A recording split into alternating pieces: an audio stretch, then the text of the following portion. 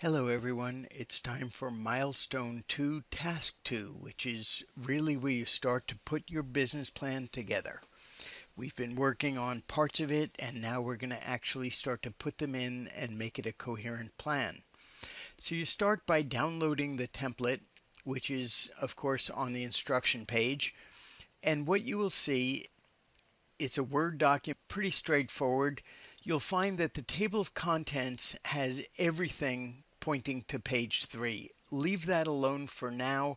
Later on, you are going to number your pages and correct your table of contents, but for now, it's not worth doing that constantly. You'll put in your business description. The executive summary you will leave alone. That is actually the last part of it. But you'll put in the business description, mission, vision, and value statements, products and services, etc.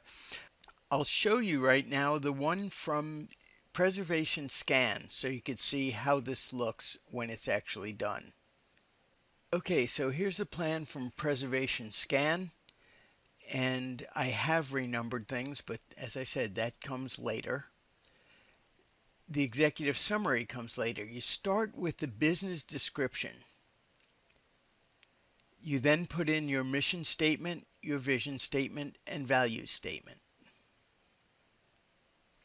Under products and services, you just put a very brief introduction, and then it's your price list. The price list will show a banker exactly what it is you sell and how well thought out everything is. So here are the products that I would be selling. Under goals and objectives, again, goal setting is probably the hardest part of this class and probably the most important. Take it seriously. Goals have to be the business goals. It's not your personal hopes and dreams. It's not that you're going to do well on your GPA at AI.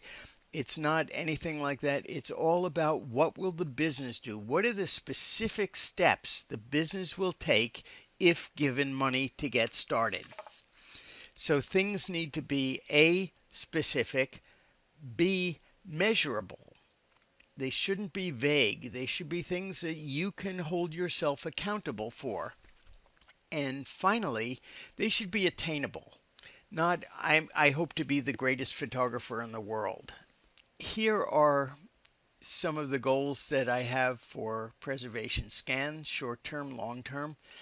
A brief introduction to the finances, and you put in your startup capital. Remembering, of course, don't leave any red instructions from templates. That's a dead giveaway that you've cut and pasted. I put in some anticipated startup costs in addition.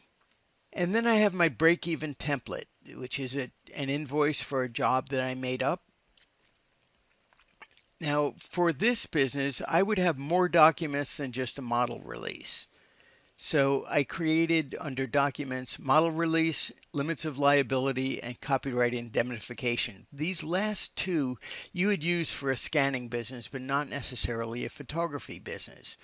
So you want to really tailor this whole thing to what you're doing. For example, if I were a real estate photographer, I would have a model release because people may appear in my photographs. I would also have a property release for property that I'm photographing that doesn't have a person in it. A portrait photographer may not need that. A portrait photographer would probably just need a model release and a child release.